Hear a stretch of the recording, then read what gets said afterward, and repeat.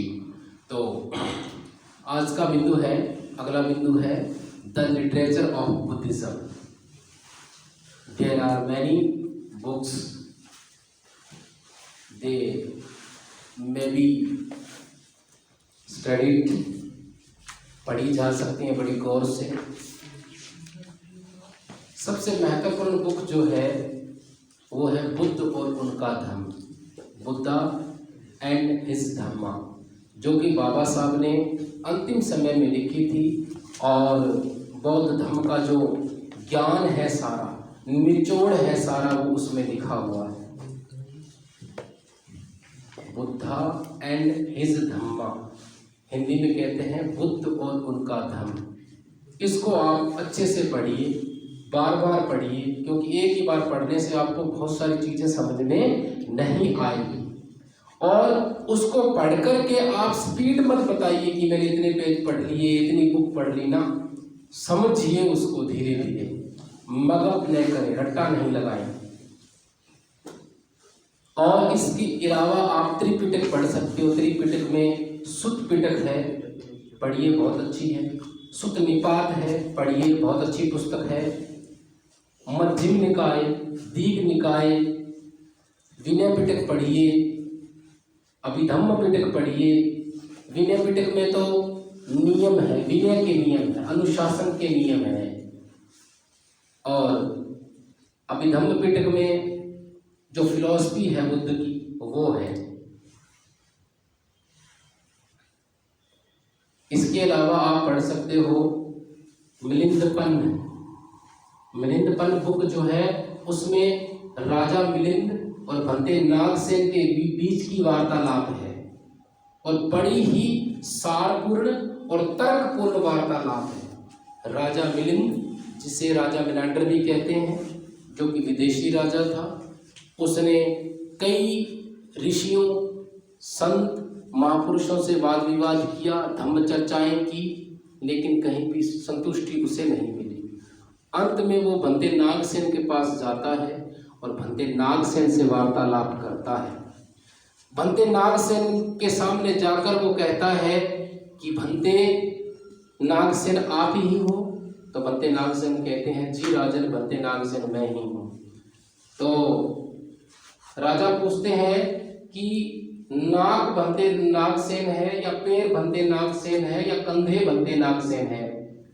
तो भंते नागसेन कहते हैं राजा से प्रति प्रश्न पूछते हैं कि हे राजन, आप ये बताइए कि आप अपने राज दरबार से यहाँ तक किस असवारी पे आए हैं? तो भंते को राजा उत्तर देता है कि मैं रथ पे आया हूँ। तो भंते नागसेन पूछते हैं कि राजन, आप बताइए कि बैल रथ है या ये जो चक्के हैं ये रथ है, इसकी जू रथ है कि इसका हिस्सा रथ है? तो राजा मिलिंद कहते हैं कि भंते जी, इस सबको मिलाकर के जो बनता है वही रथ है, इनमें से कोई एक चीज रथ नहीं है। तो भंते नागसेन उत्तर देते हैं कि भंते राजन, जिस प्रकार बैलों के पैर, चक्के, जू, इसका हिस्सा सब मिलाकर के रथ बनता है, उसी प्रकार ये आंख, घुटने, सिर, मुंह सब मिलाकर के जो बनता है वही तो भंते नागसेन है। राजा को यकीन हुआ। उन्होंने थोड़ा सा टेस्ट और लेना चाहा, थोड़ी सी परीक्षा और लेनी चाहिए, किसकी? भंते नागसेन की। तो राजा पूछते हैं कि भंते जी, मैं आपसे एक सवाल पूछता हूं। राजा पूछता है, राजा मिलिंद पूछता है भंते नागसेन से कि भंते जी, मैं आपसे एक सवाल पूछता हूं। और भंते कहते हैं, राजा मिलिंद पूछिए। राजा मिलिंद कहता, जी मैंने तो पूछ लिया। तो भंते जी कहते, मैंने उत्तर भी दे दिया। तब राजा को यकीन हुआ कि इन भंते जी से धम्म चर्चा करने का मुझे लाभ प्राप्त होगा, मैं किसी न किसी नतीजे पे जरूर पहुंचूंगा। आपको मौका मिले, फुर्सत मिले तो मिलिंदपन पढ़िएगा,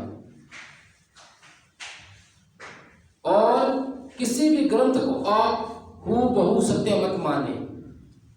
जो त्रिपिटक है उनमें हूबहू सत्य मानने की जरूरत नहीं है, थोड़ा थोड़ा परिवर्तन की संभावना है। क्यों? क्योंकि हर चैप्टर में ये लिखा हुआ है कि मैंने ऐसा सुना था, एक बार बुद्ध श्रावस्ती में ठहरे हुए थे, मैंने एक बार सुना था बुद्ध कपिलवस्तु आए थे, मैंने एक बार सुना था, मैंने एक बार सुना था। हर पेज पे ये लिखा हुआ है। माने जिसने भी लिखा है उसका सुना हुआ है, वो प्रत्यक्षदर्शी नहीं है बस। तो त्रिपिटक में अभिधम्म पिटक, विनय पिटक और सुत्त पिटक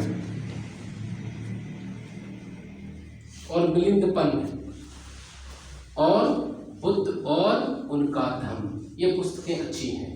श्रामणेर विनय भी आपको पता होना चाहिए, वो भी पढ़ी जानी चाहिए। और इसके अलावा आप पढ़ सकते हो बुद्ध और कार्ल मार्क्स, बाबा साहब की लिखी पुस्तक है। एक अच्छी सी पुस्तक और है जिसका नाम है जाति का संपूर्ण विनाश, ये पुस्तक भी पढ़ी जानी चाहिए, अच्छी है। एक बाबा साहब का भाषण है जिसका नाम है हम बौद्ध क्यों बने, ये भी पढ़ा जाना चाहिए। भीम गर्जना क्या है, भीम गर्जना 1935, ये भी पढ़ो आप, ठीक है। एक पुस्तक और है पूना पैक्ट, जो बाबा साहब और गांधी के बीच में हुआ था, है ना, दोहरे वोट का अधिकार, पूना पैक्ट, ये भी पढ़ना, बड़ी नॉलेजेबल बुक है, आपको आगे परीक्षाओं में नॉलेज बढ़ाने में काम देगी।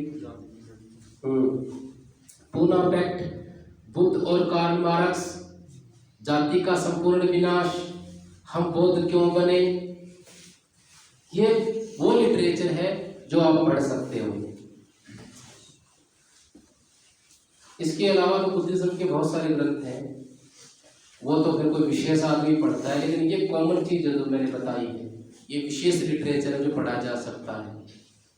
अब अगला बिंदु ये है कि हम याद क्या क्या करें। याद आपको करना है नमन करने से लेकर के सभ्य सत्ता और मंगल व्यक्ति तक। अब मान लीजिए मेरे जाने के बाद आपकी एक वंदना टीम बनेगी, वो यहाँ हर संडे को शाम को वंदना किया करेगी, राइट। और या फिर 11 बजे आप जूम ऐप से मेरे से जुड़ोगे, उस पर वंदना होया करेगी। तो आपको क्या आना चाहिए, सबसे पहले कैंडल लगानी है, फिर फूल चढ़ाने हैं, फिर नमन करना है, फिर खम्मा याचना बोलनी है, फिर याचना बोलनी है। कब, जब बनते जी हो तो, अगर मैं नहीं हूं तो दोनों याचनाएं नहीं बोलनी, सीधा नमन करना है और नमो तस्य भगवतो अरहतो सम्मा संबुद्ध से शुरू करना है। वो जो आपको सेट कॉपी करवा कर दिया उसमें पूरा लिखा हुआ है। उसके बाद आपको पता होना चाहिए 3 शरण कौन सी है और 5 शील का अर्थ क्या है, पहले शील का अर्थ क्या है, दूसरे का, तीसरे का, चौथे का, 5वें का। पहले का हिंसा न करना, दूसरे का चोरी न करना, तीसरे का व्यभिचार न करना, चौथे का झूठ न बोलना और 5वें का नशा न करना। और फिर है सभ्य, फिर प्रवचन में सब देशना, कोई बिंदु, कोई चर्चा, उसके बाद होगी लास्ट में सभ्य सत्ता। फिर सभ्य सत्ता का हिंदी, दुनिया के सभी प्राणी सुखी हो, सभी का कल्याण हो, सभी को कल्याण का मार्ग मिले, किसी को कोई दुख ना हो, ठीक है। और सबसे लास्ट में एक ही सुर में समाहित चित्त से, एकाग्र चित्त से मंगल मैत्री सुत, नहीं सॉरी मंगल मैत्री सुत नहीं कहते, केवल मंगल मैत्री, हाँ वो सुत दूसरा होता है। ये इतनी चीज है, यही लिटरेचर है। हमारे घरों में प्रतीक होने चाहिए, प्रतीक, तथागत की फोटो, बाबा साहब की फोटो, पंचशील का झंडा आपके बदायूं में मिलता नहीं है, ठीक है।